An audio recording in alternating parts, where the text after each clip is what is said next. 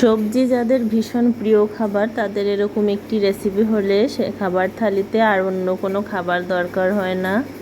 তো নমস্কার বন্ধুরা, জয়াস ফুড রেসিপিতে তোমাদের সবাইকে স্বাগতম। আজকের আমি তোমাদের জন্য নিয়ে এলাম পাঁচমিশালি সবজির রান্না। এটা আমি নিরামিষ রান্না করব। তো চলো বন্ধুরা দেখে নিই রেসিপিটি। তো আমি এখানে সবজি নিয়েছি পটল, বেগুন, মিষ্টি কুমড়ো, বরবটি এবং এই দেখো এখানে আলু নিয়েছি আর নিয়েছি পুঁই শাক। তো এটা রান্নার জন্য আমি কড়াইতে দিয়ে দিলাম তেল। তেলটা একটু গরম হয়ে আসলে আমি এর ভিতর ফোড়ন দিয়ে দেব গোটা জিরে আর 2টা শুকনো লঙ্কা। তোমরা এখানে তেজপাতা ফোড়ন দিতে পারো, আমার কাছে তেজপাতা ছিল না, এর জন্য আমি আর তেজপাতাটা দিলাম না। তো ফোড়নটা আমি একটু নেড়ে চেড়ে নিয়ে এর ভিতরে দিয়ে দেব আলু। এখানে আমি মিডিয়াম সাইজের 2টা আলু নিয়েছি। আলুটাকে আমি আগে একটু ভেজে নিচ্ছি তেলের উপরে 1-1.5 মিনিটের মতো করে। তা আলুটা 1-1.5 মিনিট ভাজার পরে আমি এখানে দিয়ে দিলাম 1 টেবিল চামচের মতো আদার পেস্ট। তো আদাটাকে আমি একটু খানিকক্ষণ ভেজে 30-40 সেকেন্ড মতো ভেজে নিয়েছি আলুর সঙ্গে। তারপরে এখানে দিয়ে দেব 1.5 টেবিল চামচ মতো হলুদ গুঁড়ো। আমি পুরো রান্নার হলুদ এখানে দিয়ে দিচ্ছি, হলুদ আর নুন। এখন দিয়ে দেব পরিমাণ মতো নুন, 2 টেবিল চামচ মতো নুন নিয়েছি এখানে। তো নুন আর হলুদটাকে আমি নেড়ে দিচ্ছি আলুর সঙ্গে একটু 5-10 সেকেন্ড নেড়ে চেড়ে আমি এর ভিতরে এখন সেই সবগুলো সবজি দিয়ে দেব। এরকম পাঁচমিশালি সবজি আমার তো ভীষণ প্রিয়। তোমাদের আরও কার কার প্রিয় আমাকে কমেন্টস করে জানাইও। তো সবজিগুলোকে আমি হলুদ নুন আলুর সঙ্গে ভালো করে মিশিয়ে নিলাম। এটাকে মিশিয়ে নিয়ে আমি এখন এটাকে ঢেকে দেব 5 মিনিটের মতো করে। আমি এখানে এক্সট্রা কোনো জল দেইনি। সবজিটা আমি হাই হিটে ভাজার পরে ঢাকার পরে আমি চুলোটাকে মিডিয়াম হিট করে দিয়েছিলাম চুলোটাকে। তো দেখো 5 মিনিট পরে ফিরে এসে সবজিটা আমার হাফ সেদ্ধ হয়ে গেছে, হাফ সেদ্ধরও বেশি হয়ে গেছে।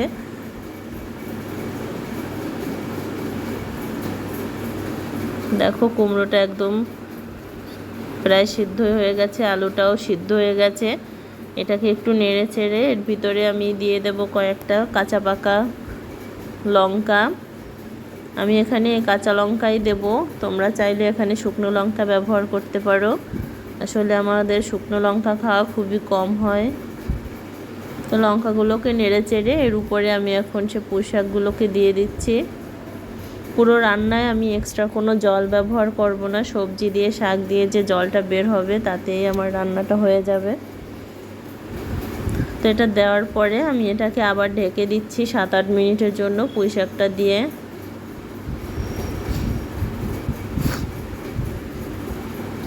ফিরে আসলাম 7-8 মিনিট পরে। দেখো জল বের হয়েছে হালকা করে, সবজি থেকেও বের হয়েছে, পুঁই শাক থেকেও বের হয়েছে। তো পুঁই শাকগুলোকে আমি সবজির সঙ্গে নেড়ে চেড়ে দিচ্ছি। একেবারে খুবই সিম্পল একটি রান্না, খুব সহজ, কিন্তু খেতে কিন্তু অসাধারণ হয়। ভালো করে পুঁই শাকগুলো আর সবজিগুলো একসঙ্গে নেড়ে চেড়ে দিচ্ছি। এগুলো নেড়ে চেড়ে আমি আরও 5 মিনিটের মতো ঢেকে দেব, কারণ পুঁই শাকটা আমার একটু সেদ্ধ হতে বাকি আছে।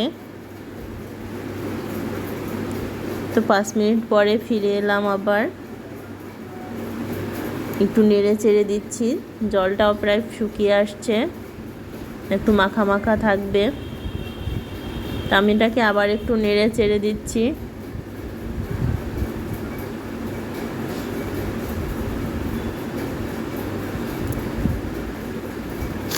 দেখো দেখতেও কত সুন্দর হয়েছে, কালারটাও সুন্দর।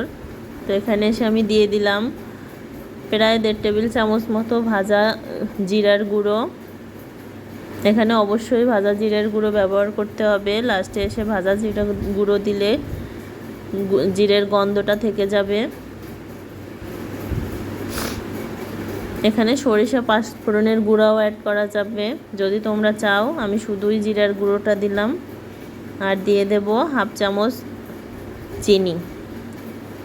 নিরামিষ তরকারিতে চিনিটা না দিলে স্বাদটা কিন্তু ভালো আসবে না। তো চিনিটা দিয়ে আমি সবগুলো আবার মিশিয়ে নিচ্ছি, জিরে চিনি। এই যে দেখো আমার রান্নাটা কত সুন্দর হয়েছে।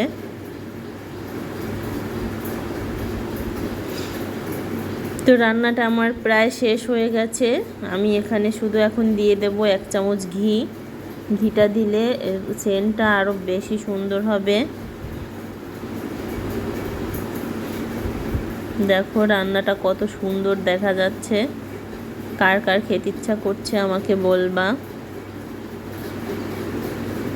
তো ঘিটা দিয়ে আমি নেড়ে চেড়ে দিচ্ছি। রান্নাটা আমার এখন শেষই হয়ে গেল।